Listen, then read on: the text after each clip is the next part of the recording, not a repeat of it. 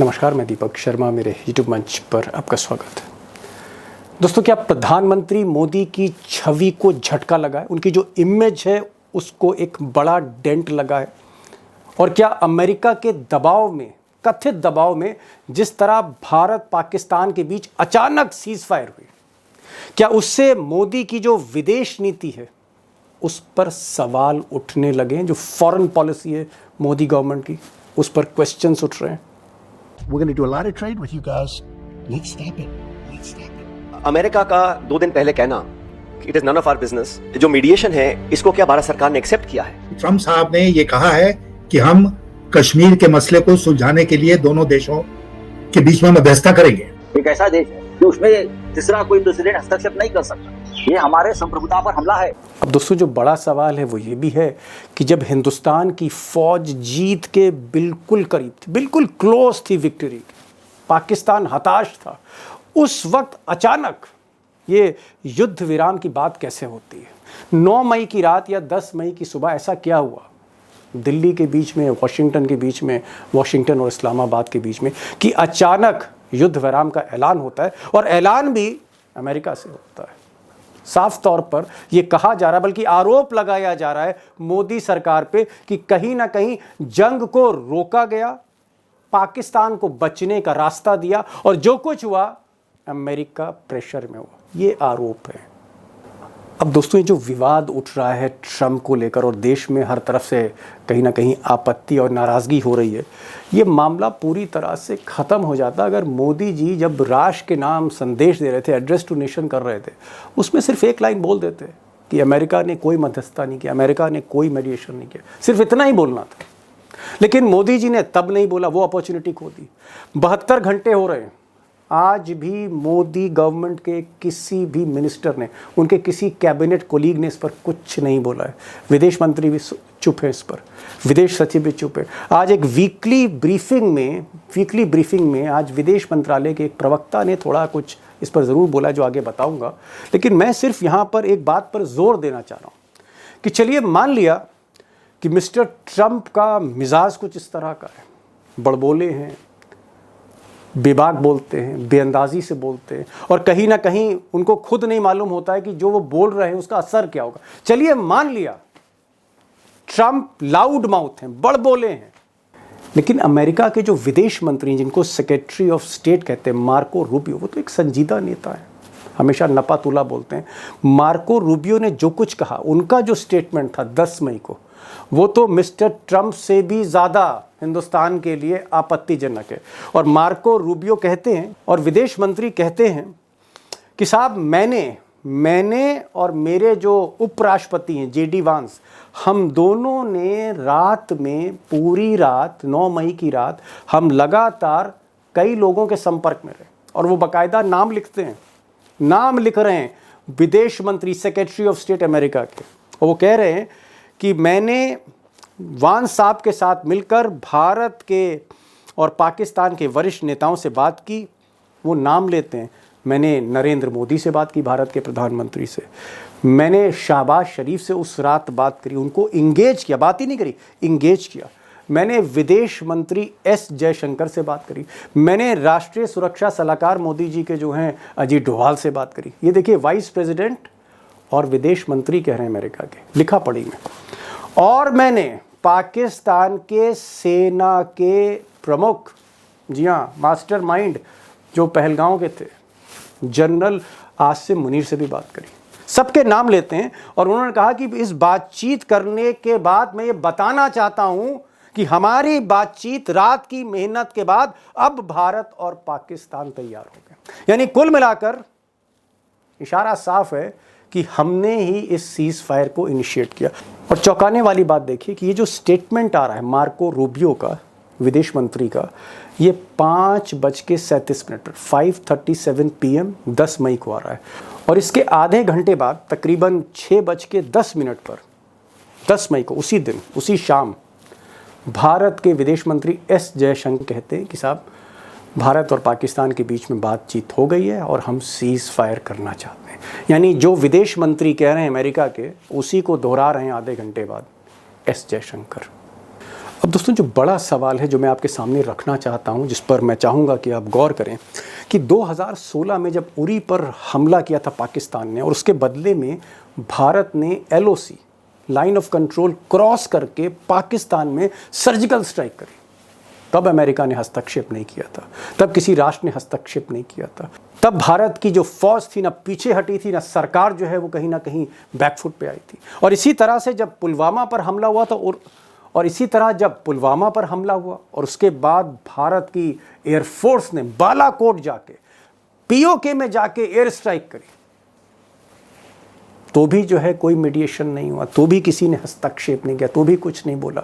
लेकिन 2025 में जब भारत स्ट्राइक करता है, जब भारत की फौज पाकिस्तान को पूरी तरह शिकस्त देने के एकदम मुहाने पर होती है, जब हम जंग जीतने के बिल्कुल करीब होते हैं, जब हम एयर बेस एक के बाद एक पाकिस्तान के उड़ाते चले जाते हैं, उसके बाद फिर ऐसा क्या होता है कि अमेरिका हस्तक्षेप करता है, पाकिस्तान को बचाव का रास्ता देता है और एक तीसरे देश के दबाव में कहीं ना कहीं हम झुक जाते हैं, समझौता कर लेते हैं। अब दोस्तों जो समूचे देश में इस वक्त चर्चा चल रही, चाहे वो फेसबुक पे हो, चाहे वो ट्विटर पे हो जिसे X कहते हैं, इंस्टाग्राम पे हो, बाकी मंचों पर हो, एक बात सामने आ रही कि लोगों में नाराज़गी है और इस नाराज़गी में मैं मोदी के भक्त भी शामिल कर रहा हूँ, मैं BJP के समर्थक भी शामिल कर रहा हूँ। सबका यही कहना है कि भाई ये सीज़ फायर इस वक्त पर करनी नहीं चाहिए थी। और जिस तरह से ट्रंप ने बार बार प्रेस कॉन्फ्रेंस करके दुनिया की मीडिया को बता कर कि मैंने जो है ये सीज़ फायर को इनिशिएट कराया है, मैं इनका बिजनेस रोक देता, मैं इनका ट्रेड रोक देता, मैंने जो है कहीं ना कहीं दोनों को बुलाकर बैठाया है, ये जो अंदाज है जिसको वहाँ के विदेश मंत्री, जिसको वहाँ के उपराष्ट्रपति अमेरिका के उस पर मोहर लगा रहे हैं, डिटेल्स बता रहे हैं, और भारत कुछ कह नहीं रहा। मोदी जी ने उस पर एक शब्द नहीं बोला, एक लफ्ज़ नहीं बोला। ये एक मैसेज कहीं ना कहीं गलत जा रहा है। और वैसे तो सवाल बहुत से उठाए जा रहे हैं हर मंच पर, लेकिन 3 ऐसे सवाल हैं, अगर आप एक जिस्ट देखें, 3 सवाल जनता पूछ रही है, 3 सवाल की चर्चा हो रही, लोग पूछ रहे हैं। नंबर 1 कि क्या मोदी अंतर्राष्ट्रीय दबाव में आकर, क्या मोदी अंतर्राष्ट्रीय दबाव में आ गए हैं और सीज़ फायर के लिए कहीं ना कहीं झुक गए? क्वेश्चन नंबर 1, इंटरनेशनल प्रेशर में आए इस बार, 2016-19 में नहीं, 2025 में क्या वो इंटरनेशनल प्रेशर में आए? और नंबर 2, क्या अमेरिका हमारे देश में सीधा दखल दे रहा है, सीधा दखल दे रहा है, हस्तक्षेप कर रहा है, इंटरवीन कर रहा है? इंटरवीन नहीं करना चाहिए था। बायलैटरल इश्यूज़ में, हमारे अपने मामलों में एक तीसरा देश पहली बार हस्तक्षेप कर रहा है। और तीसरा सवाल भी किया जा रहा है कि जब हम जंग के इतने करीब थे तो क्या अमेरिका ने या इंटरनेशनल कम्युनिटी ने पाकिस्तान को बचने का रास्ता दे दिया और हम देखते रहे? पाकिस्तान ये सीज फायर चाहता था, समझ में आता है। USA ये सीज फायर चाहता था, वो भी समझ में आता है। मैं आपको रीजन बताता हूं। इंडिया ये सीज फायर क्यों चाहता है, ये मेरी समझ में नहीं आया। पाकिस्तान की गर्दन हमारे हाथ में थी, उसके बावजूद भी हमने ये सीज फायर एक्सेप्ट कर लिया। प्रधानमंत्री जी, आज पूरा देश जानना चाहता है, क्या व्यापार बंद होने की धमकी की वजह से आपने सीज फायर किया? सब कुछ हो रहा है तो ट्रंप साहब ने कौन सी ठेकेदारी ले रखी है? वो ठेकेदार बन गए खुद ही, या तो खुद बन गए या हमें हमारी चुप्पी जो है हमारे देश के सरकार की, उस चुप्पी ने उनके हौसले बढ़ा दिए हैं कि सीज फायर वो कर रहे हैं।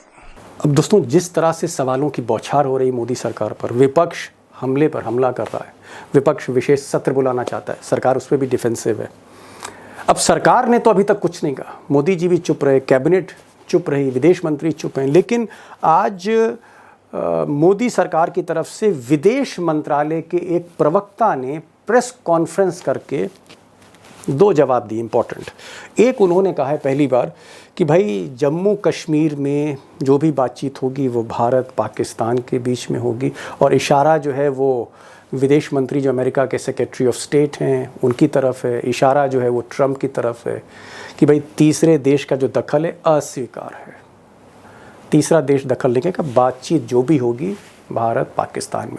तो कहीं ना कहीं नाम तो नहीं लिया लेकिन इशारा किया पहली बार। सुनिए आप प्रवक्ता को सुनिए विदेश मंत्रालय के। लंबे अरसे से यही राष्ट्रीय पक्ष रहा है कि भारतीय केंद्र शासित प्रदेश जम्मू और कश्मीर से संबंधित किसी भी मुद्दे को भारत और पाकिस्तान को द्विपक्षीय तरीके से ही हल करना है। इस रीति में कोई बदलाव नहीं हुआ है। अब जब पत्रकारों ने विदेश मंत्रालय के प्रवक्ता से कहा कि साहब ये बताइए, ये जो ट्रंप ने जो ताज़ा बयान दिया है कि हम ट्रेड रुकवा देते हैं, हमने व्यापार ना करने की बात की थी कि अगर भारत ये शर्त नहीं मानेगा तो मैं व्यापार नहीं करूँगा, ये तो साहब सीधे सीधे धमकी, इस पर क्या कहना है?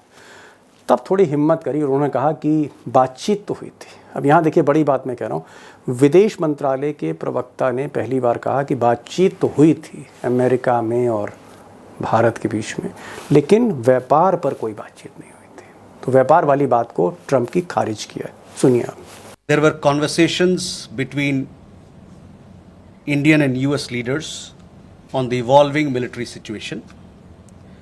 The issue of trade did not come up in any of these discussions.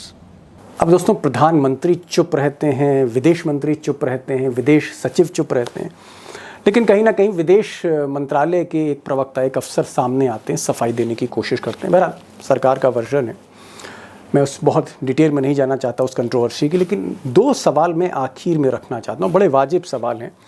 Number एक, क्या हमारी सेना जो ये जंग जीतने के एकदम मुहाने पर थी, क्या हमने उसके पाँव वापस खिंचवाए?